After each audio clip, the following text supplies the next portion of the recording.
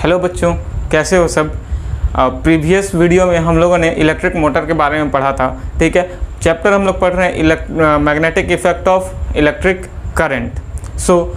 आज हम लोग पढ़ेंगे इलेक्ट्रोमैग्नेटिक इंडक्शन। इससे पहले हम लोगों ने इस चैप्टर में क्या क्या पढ़ चुका, हम लोगों ने पढ़ा क्या कि whenever current passed through a conductor then it produces magnetic field.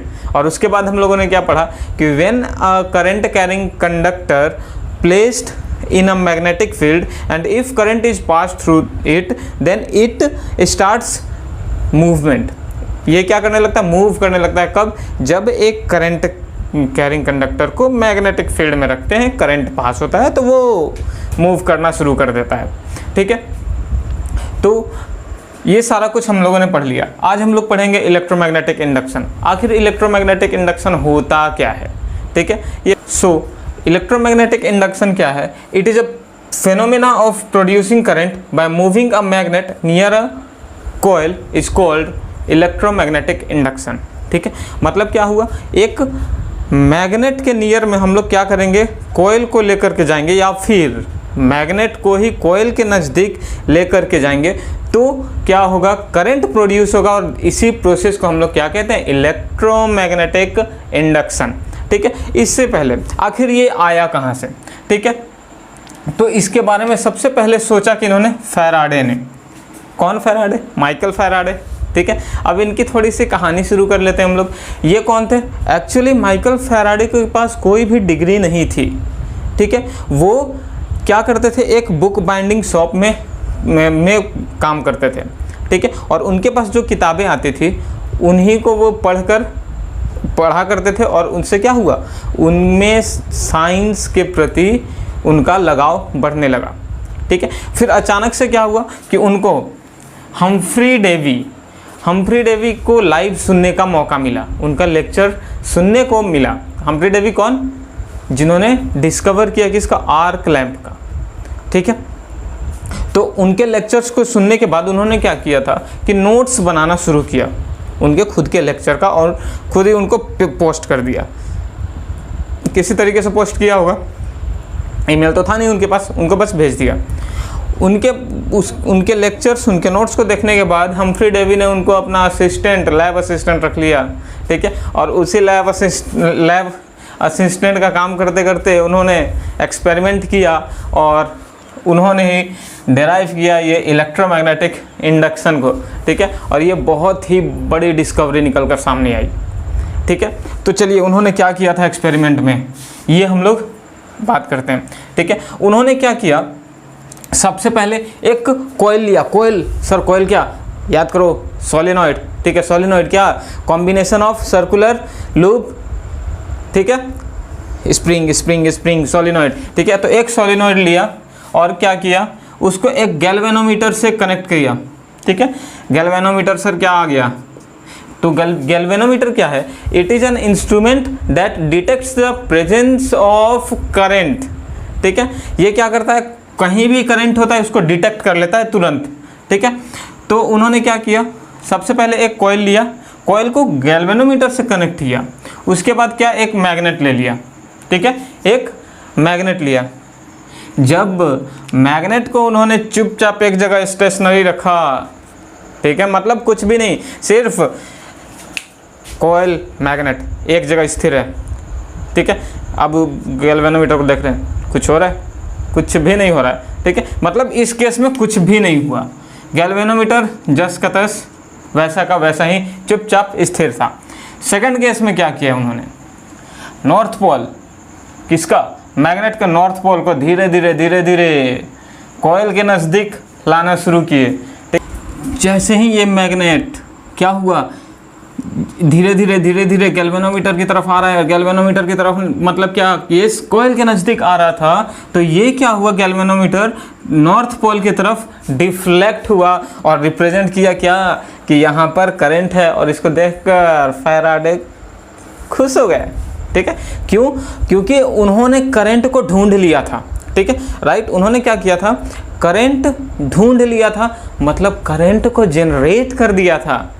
Right, इससे पहले बैटरी का यूज़ किया जा रहा था, बैटरी का यूज़ किया जा रहा था, बैटरी का यूज़ किया जा रहा था। क्यों? ताकि करंट फ्लो करे, ठीक है। लेकिन इन्होंने तो अपने इस एक्सपेरिमेंट से करंट को ढूंढ लिया, छुपे हुए करंट को ढूंढ लिया, ठीक है। अब करंट को हम लोग प्रोड्यूस कर सकते थे, ठीक है।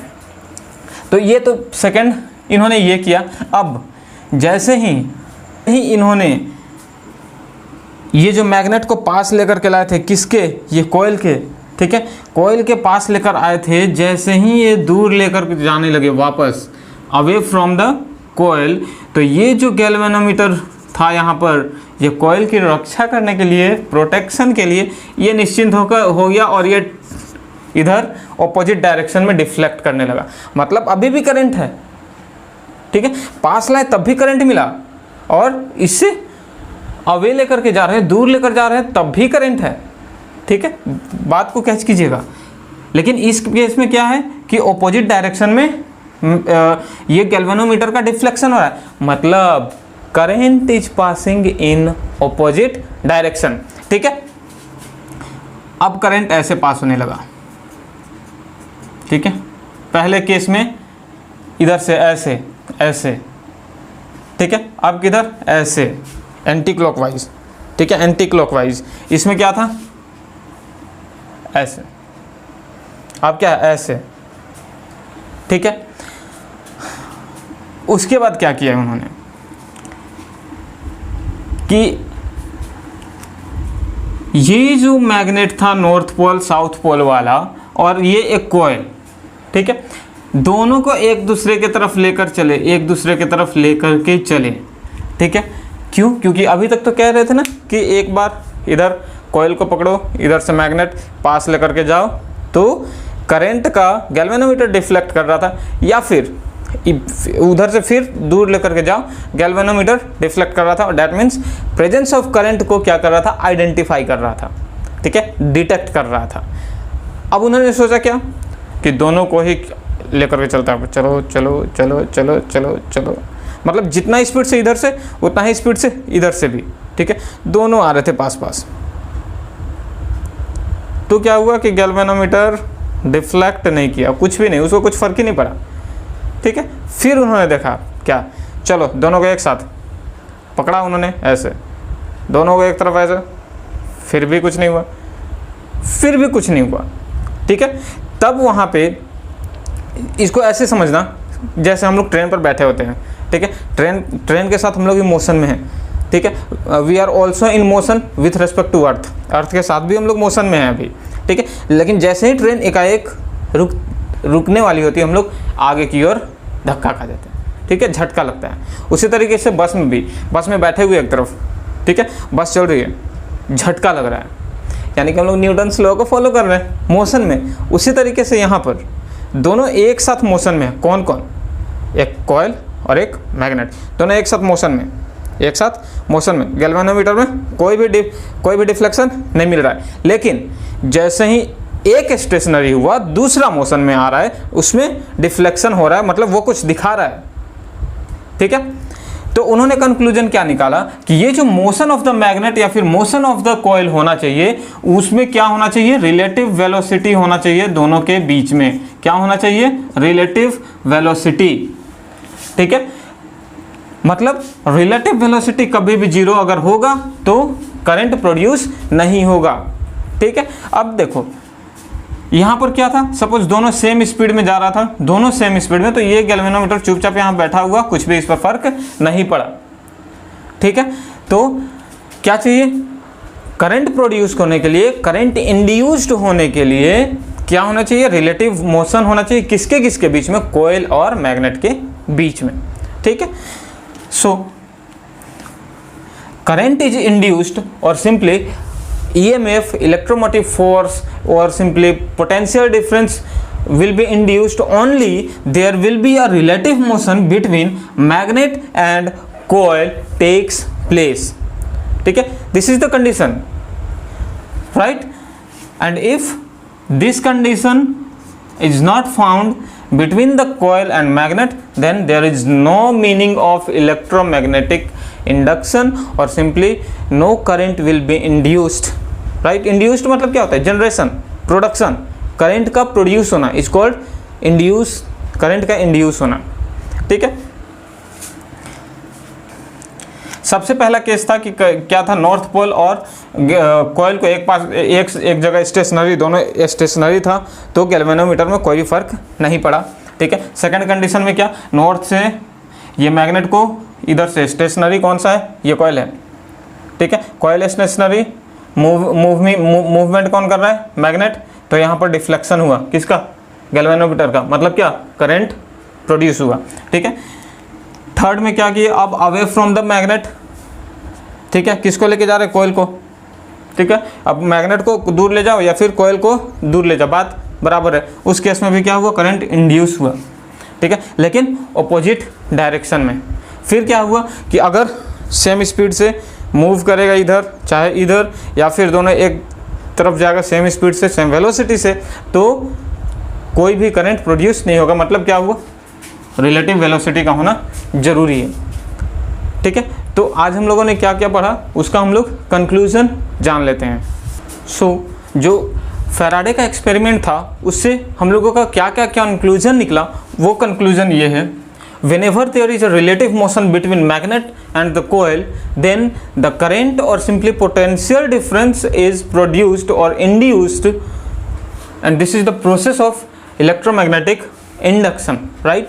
ये जो पोटेंशियल डिफरेंस इंड्यूस्ड होता है, प्रोड्यूस होता है, उसको हम लोग क्या कहते हैं, इंड्यूस्ड पोटेंशियल डिफरेंस, और सिंपली जो करंट इंड्यूस्ड होता है उसको कहते हैं हम लोग इंड्यूस्ड करंट।